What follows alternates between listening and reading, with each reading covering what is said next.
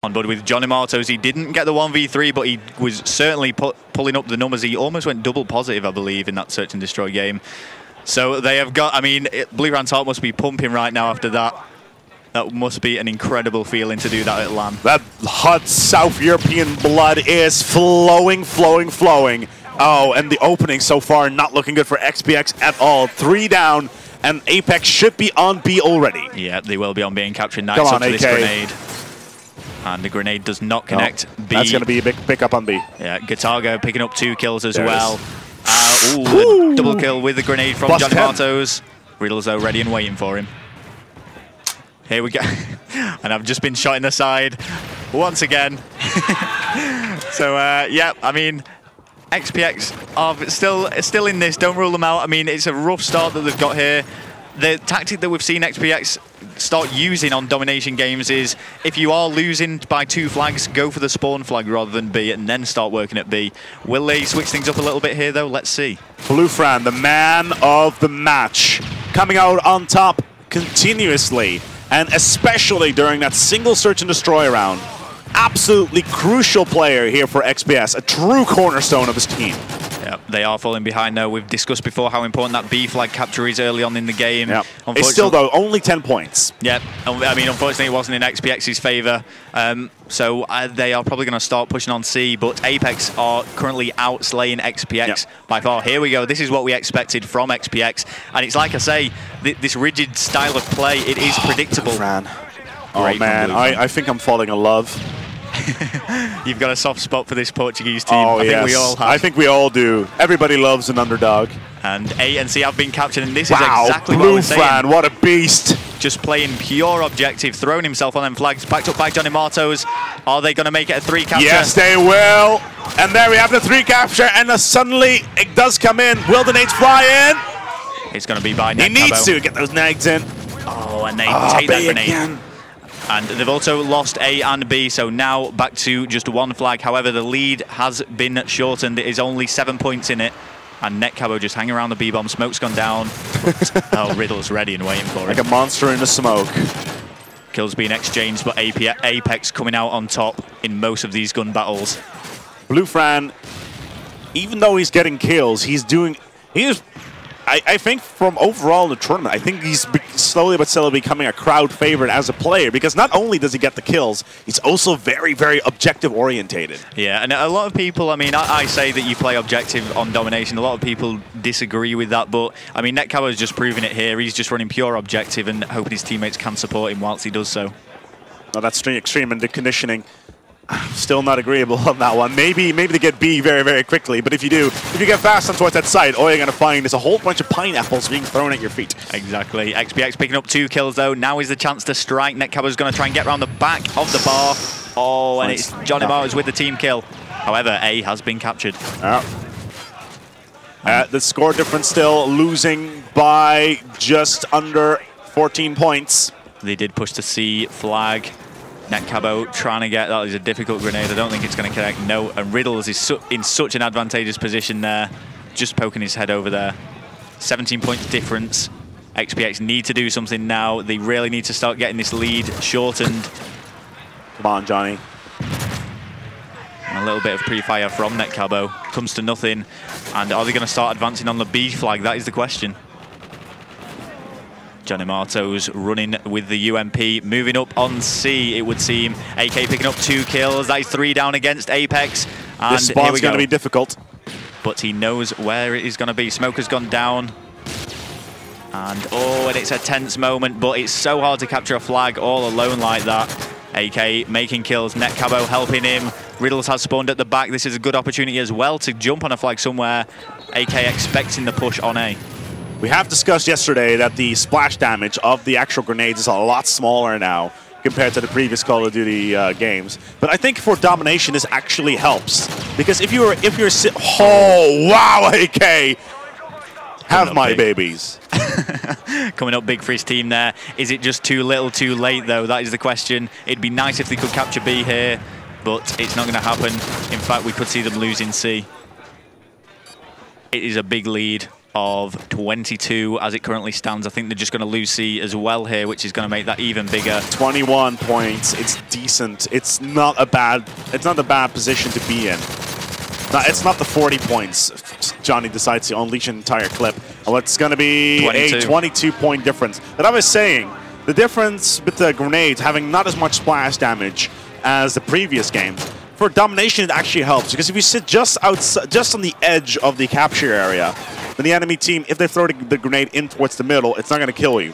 That's true. If they throw it on the other end, it's not going to do any damage. If you are, they have to throw it right on top of you in that position. I mean, if you are all jumping on one flag, that kind of goes without saying. Split up, don't stick together.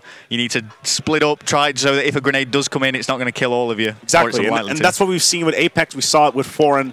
Let's see if we can actually see it here with XPX, if they can learn. Because I think this is really a team that knows how to adapt to situations. Yep, let's go into this game. Let's go into this game. It's just gone past 5 o'clock now here, watching apeX, and we'll be straight on board with Gunchi, who is just going to make sure that that A flag gets captured. And the rest of his team already on their way towards B. Let's take a look at where they are. Here's Tommy, gets the first. Johnny Martos is down, Blue Fran answering back, and remember how important that B flag is. We've discussed it before. We'll say it again. Riddles is holding off a little bit, though. He wants more support from his teammates before he jumps on it, but he has gone for it now. He's all not going to make it. He shouldn't be allowed to make it. Halfway there. Can XPX do anything about this? I don't think they know he's capturing it, and there we go. There it is. Flag goes to apeX. Pineapple comes in a little bit too late. Yeah, and it doesn't make that kill either. It did connect, though. They knew he was there. I've taken a Nerf bullet to the side. Just keeping me on my toes. Of course. And yeah, the B flag is being captured. Does Riddles know it? Did he realize? He's moved away from it. And there we go. I don't know if he realized that was being captured. But Tommy is back on it now. Johnny with a 3. Yeah, Johnny actually got a 3-piece there. A little bit delayed on the 3rd kill, but a 3-piece all the same, leaving Gatarga on his own. But no challenge is too tough for the Frenchman. You know what? If the Portuguese team picks this one up, it's actually going to be 2-2 in the series. Wow. Oh, but it's not looking good after Tommy gets a brilliant 2-piece. Riddles also backing him up. A lot of people on the B flag now. There we go. Back in the hands of apeX. Let's not count him out just yet, because there comes Nekabo. Will get himself 2, dying himself in the process. Tommy! Nice play from Tommy. I think Riddles' grenades would have killed that player as well, but instead it connected with Tommy. And now apeX are back in the lead. They already have those 22 points to add to this lead. So XPX are going to have to be going for a 3-cap.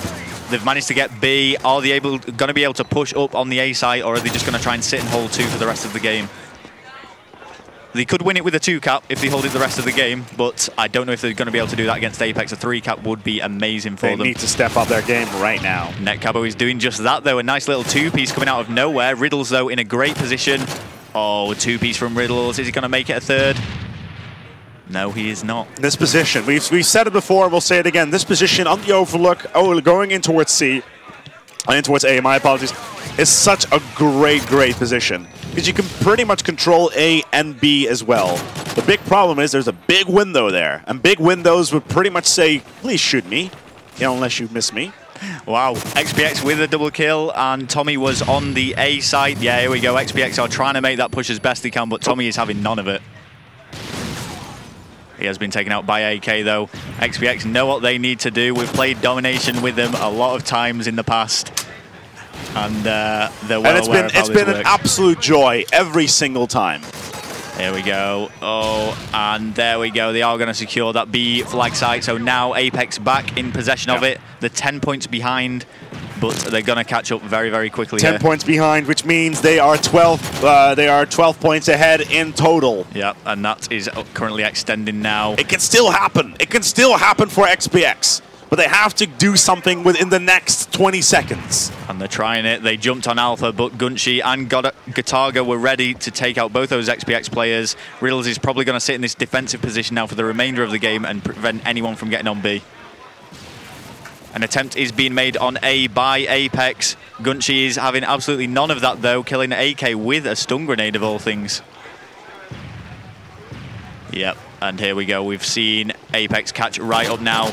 XPX have absolutely no other hope than to dominate. I can't see it happening. Oh, there's now a tie. 22 points advantage for apeX. The only way XPX is going to win is get all 3. And it's not going to happen. No.